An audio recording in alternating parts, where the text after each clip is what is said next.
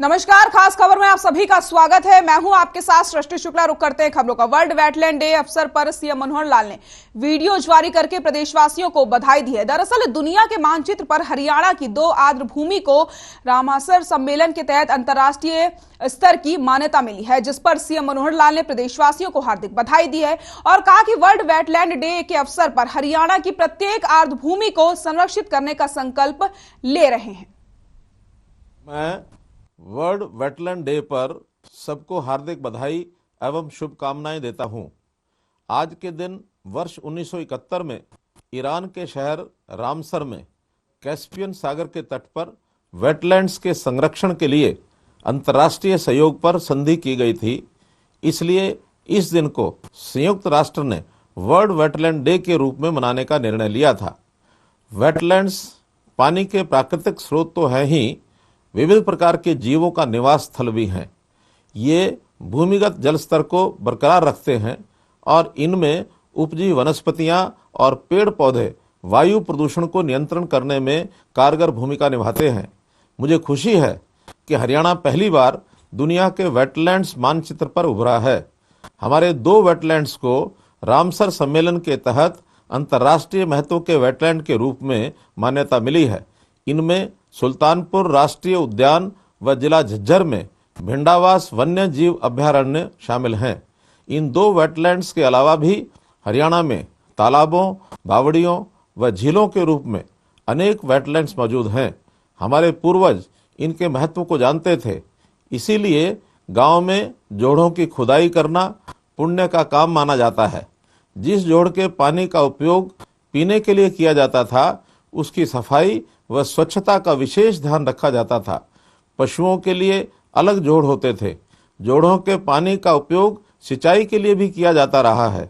इस प्रकार जोड़ हमारे जीवन का आधार रहे हैं, परंतु आधुनिक युग में जनसंख्या के दबाव में जोड़ों के किनारों और इनकी भूमि पर भी मकान बन गए।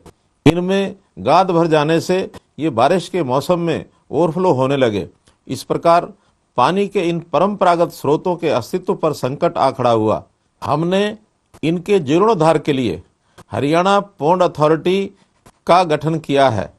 इस प्राधिकरण ने प्रदेश में 18,751 तालाबों की पहचान की है। इस वित्त वर्ष में 1940 तालाबों का सुधार किया जा रहा है और अगले वित्त वर्ष 2022-23 में 2552 तालाबों पर काम शुरू किया जाएगा। इनके पानी को कंस्ट्रक्टेड वेटलैंड टेक्नोलॉजी से साफ किया जा रहा है। हम राज्य में स्थित तमाम छोटी बड़ी वेटलैंड्स को संरक्षित करने के लिए कटिबद्ध हैं। हाल ही में कुरुक्षेत्र और फतेहाबाद जिलों में कम्युनिटी रिजर्व बनाए गए हैं और उनमें पाए जाने वाले दुर्लभ जाति के कछुओं को संरक्षित किया जा रहा है।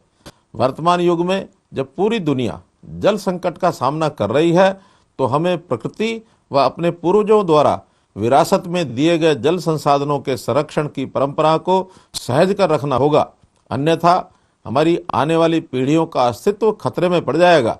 इसी भाव से संयुक्त राष्ट्र संघ ने इस वर्ष के वर्ल्ड वेटलैंड डे का theme wetlands action for people and nature रखा है।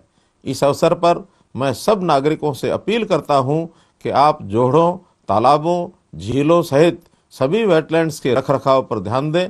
इन्हीं शब्दों के साथ मैं वर्ल्ड वेटलैंड डे पर सबको पुनः हार्दिक बधाई एवं शुभकामनाएं देता हूं।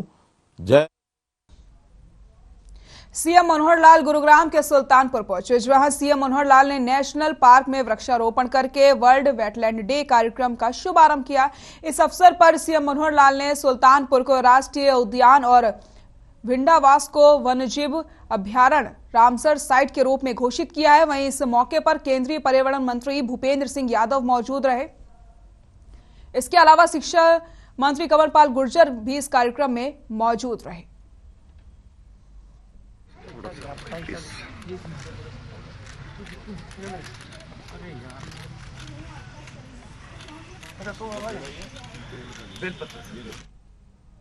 सीएम मनोहर लाल ने लार्ज स्केल लैंड मैपिंग को लेकर भू राजस्व अधिकारियों की बैठक की अध्यक्षता करी। इस दौरान उन्होंने कहा कि प्रदेश के अधिकांश गांवों का ड्रोन बेस मैपिंग का कार्य पूरा किया जा चुका है। स्वामित्व योजना की तरह से प्रदेश की कृषि भूमि की मैपिंग का कार्य किया जाएगा। राजस्व रिकॉर्ड को परिवार पहचान पत्र से जोड़ा जाएगा। लार्ज स्केल मैपिंग कार्य को 3 चरणों में पूरा किया जाएगा। पहले चरण में ग्रामीण क्षेत्र की कृषि भूमि की मैपिंग और इस पर बने हुए स्ट्रक्चर के मानचित्र बनाने का कार्य किया जाएगा। दूसरे चरण में शहरों में इंडस्ट्री क्षेत्रों की मैपिंग की जाएगी। इनमें पैमाइश के कार्य से सहायता मिलेगी। वहीं उन्होंने बताया कि लैंड मैपिंग के कार्य के लिए करनाल, कुरुक्षेत्र और पानीपत में 3 टीमें लगाई गई हैं। इसके अलावा 15 मार्च तक और टीमें लगाई जाएंगी। इस प्रकार से प्रदेश भर में कुल 44 टीमें लैंड ड्रोन मैपिंग का कार्य करेंगे, जिसे अगस्त 2022 तक पूरा कर लिया जाएगा।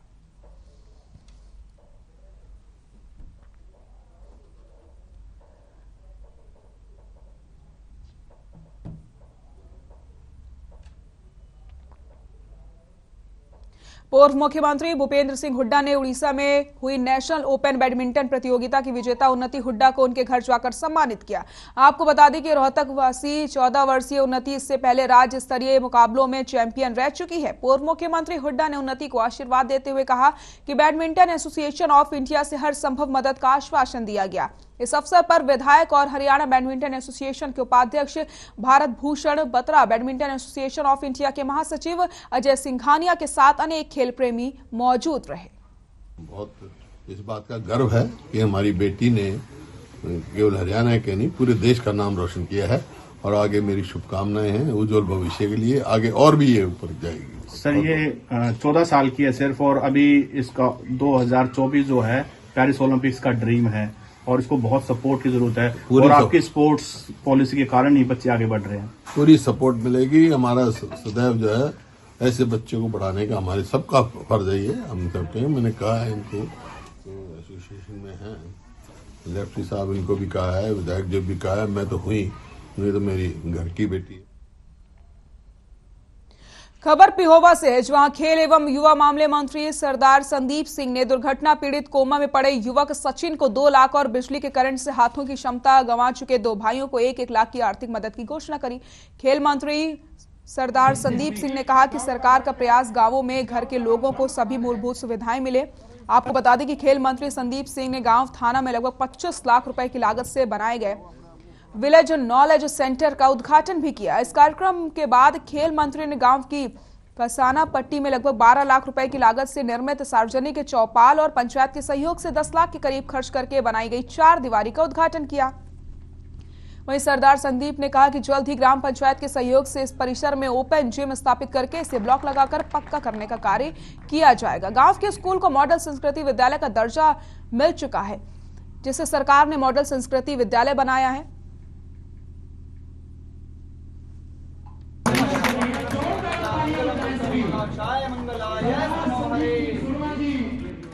मंडल के मंडल अध्यक्ष जी थाना में एक नॉलेज सेंटर खोला है, लगभग 24 लाख की लागत से वो बना है और एक गांव की कॉमन चौपाल सबके लिए वो 12 लाख के आसपास के ग्रांट से वो बनी है और गांव के जो पैसे हैं उससे 10 लाख के आसपास से हमने 4 दीवारी करवाई है। काफ़ी और काम भी गांव में हुए हैं, जैसे हमारे सरस्वती मॉडल स्कूल जो आया है और गलियां बनी हैं। कुछ डिमांड्स थी गांव की, वो मैंने ली है। उसको लगातार जैसे बाकी गांव की मैं दौरे कर रहा हूं तो जो मुझे मिलती रहती हैं, दिक्कतें आती हैं, डिमांड्स होती हैं, उसके ऊपर काम भी करेंगे। पंजाब और यूपी चुनाव को लेकर यमुनानगर प्रशासन अलर्ट मोड पर नजर आ रहा है, जिसके चलते यमुनानगर के आबकारी कराधान आयुक्त और जिला पुलिस अधीक्षक ने मिलकर शराब फैक्ट्री और गोदामों पर निरीक्षण किया है, जिसमें शराब का स्टॉक चेक किया गया। वहीं शराब फैक्ट्री मालिकों को कहा गया है कि यहां से किसी भी तरीके की शराब की स्मगलिंग अन्य राज्यों में ना की जाए, नहीं तो कड़ी कार्रवाई करी जाएगी।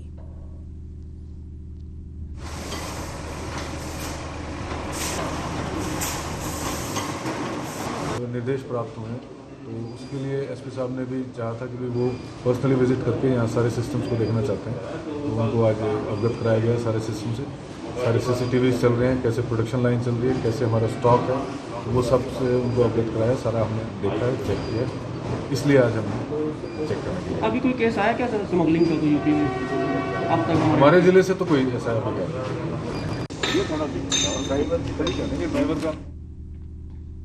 पानीपत किसान भवन में 5 फरवरी को छोटू राम जयंती मनाई जाएगी, जिसके चलते इस बार किसान भवन के प्रधान टिकैत ग्रुप सोनू मालपुरिया ने अपने नजदीकी जेजेपी नेता डॉक्टर अजय चौटाला को कार्यक्रम में मुख्य अतिथि के रूप में बुलाने की घोषणा करी थी, जिसके बाद चढ़ूनी ग्रुप ने और अन्य किसानों ने विरोध जताया। वहीं इसको लेकर के पानीपत के सभी किसानों ने एक बैठक करी, जिसमें फैसला लिया गया कि इस बार जेजेपी नेता को मुख्य अतिथि नहीं बुलाया जाएगा। बातचीत के दौरान सुधीर जाखड़ भारतीय किसान यूनियन ग्रुप के और चढ़ूनी ग्रुप ने बताया कि अभी सरकार की ओर से किसानों की मांग पूरी नहीं की गई है। किसान सरकार से नाराज है, इसलिए किसानों के कार्यक्रम में किसी भी बीजेपी और जेजेपी नेता को नहीं बुलाया जाएगा।